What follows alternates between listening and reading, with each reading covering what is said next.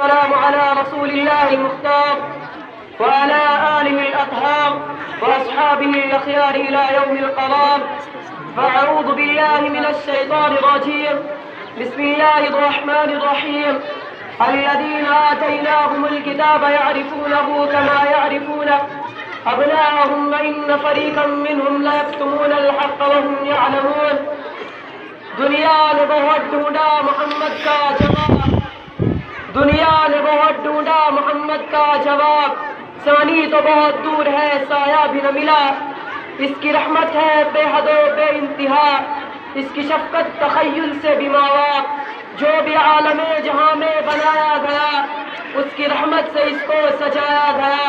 معزز سامعین، قابل قدر اساتذہ کرام، گلشن اسلام کے نوش گفتہ پھولوں میں اپنی بے وضاحتی و کمائی کی وصیت اور قلت وقت کے باوجود ایک ایسی ہستی کی یاد تازہ کرنے کے عرض سے آپ حضرات کے سامنے حاضر ہوا ہوں جس کا تذکرہ قلوب کو جلا بخشا ہے، جس سے ذہن و دماغ کو تر و تازگی ملتی ہے، جو ہماری زندگی کا سرچشمہ اور درد کا درمہ ہے.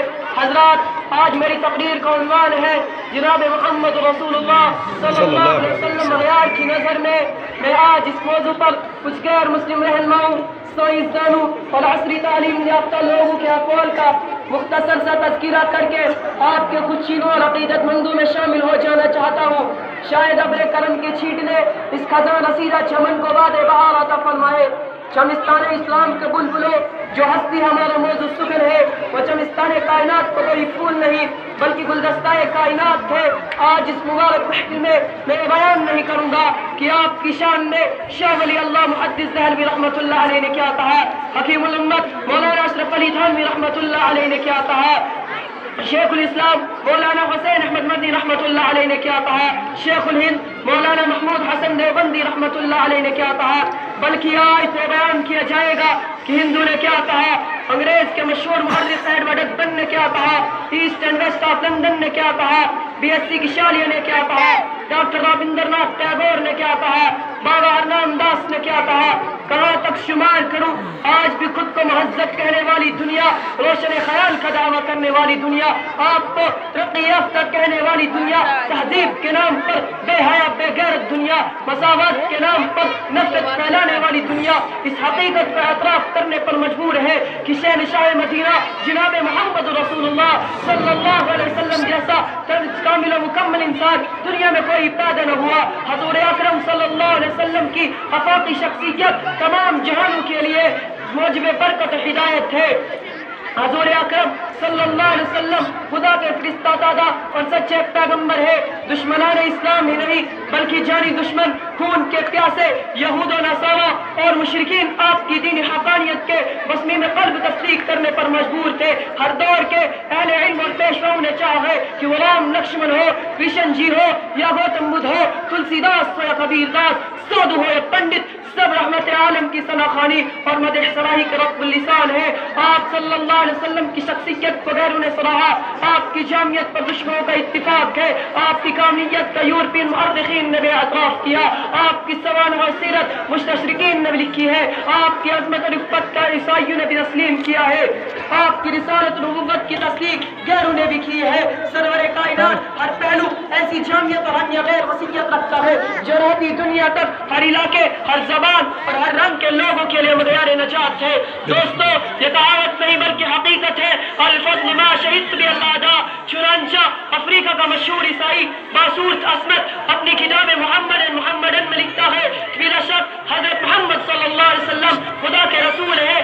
آگے وہ لکھتے ہیں کہ جب میں آپ کے کارنامے پر مجموعی طور سے نظر ڈالتا ہوں مجھے آپ سب سے بزرگ کا معلوم ہوتا ہی ہے.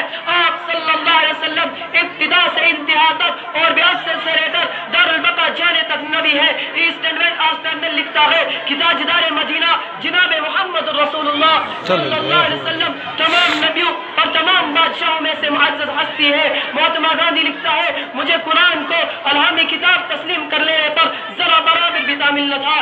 ڈاکٹر رابندر ناتھ ٹیگور لکھتا ہے کہ محمد کا مذہب ایک ایسا مذہب ہے جو تمام مذاہب کو اپنے اندر جذب کر لے گا. مہاتما ستیہ ڈارمی لکھتا ہے پیشوائے دین اسلام جناب محمد عربی صلی اللہ علیہ وسلم دنیا کو بے شمار سبق سکھلاتی ہے. یہی نہیں، ہر اعتبار سے سبق امروز صاحب لالا لاجپت رائے لکھتا ہے پیغمبر اسلام کا مذہب مجنونہ مذہب نہیں، بے اسی کی شالیہ لکھتا ہے اسلام آپ کی صداقت و قوت سے پھیلا، تلوار کے زور سے نہیں۔ کارلائل لکھتا ہے کہ آپ صلی اللہ علیہ وسلم کی زندگی ترہم عنایات اور اچھائی پر سے ہے۔ پروفیسر رغبتی سہائے لکھتے ہیں کہ محمد صلی اللہ علیہ وسلم نبی نوح اسلام کے لیے رحمت ہے۔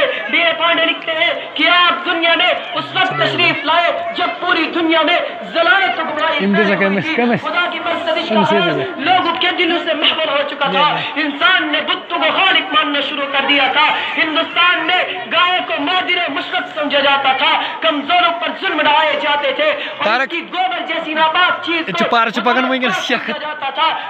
پوری دنیا میں اسفل سافلین کی امید گہریوں کی نظر ہو چکی تھی۔ اس وقت عرب کے پتے صحارا میں اس نبی امی کا ظہور ہوا جس نے ملک کی بلندی، زمین کی پستی، رات کی تاریخی، دن کی روشنی، سورج کی چمک، جگنوں کی دمک، ذرے کی پرواز اور قطرے کی تلاوت میں عرفان ربانی سیر کروائی، جو غریبوں کا محب، مسکینوں کا ساتھی، شاہوں کا تاج، آقاؤں کا آقا، یتیموں کا اسرا، بے سہاروں کا سہارا، مساوات کا حامی، اخوت کا بانی، محبت کا جوہری، اخلاص کا مشتری، صدق کا بندہ، صبر کا مدد اور خاک ساری نمونہ ہے۔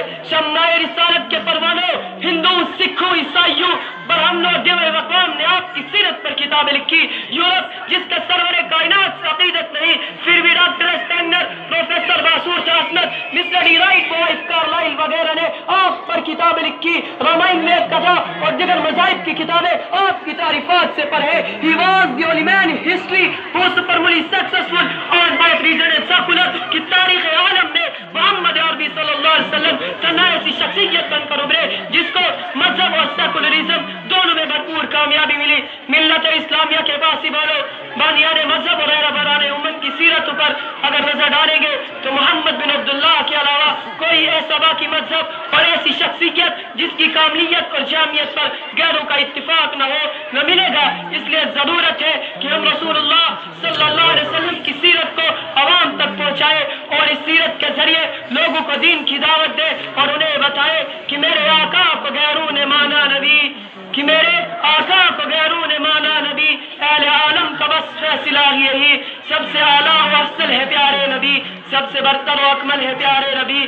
سارے دروں کو چھوڑ کے ایک در پکڑ کے دے، سارے دروں کو چھوڑ کے ایک در پکڑ کے دے، پانی ضرور ابڑے گا ایڑی رگڑ کے دے۔ کوئی ابو لہب نہ مٹا پائے گا تجھے، کوئی ابو لہب نہ مٹا پائے گا تجھے، پاگل میرے رسول کا دامن پکڑ کے دے۔ وآخر الدعوانا الحمدللہ۔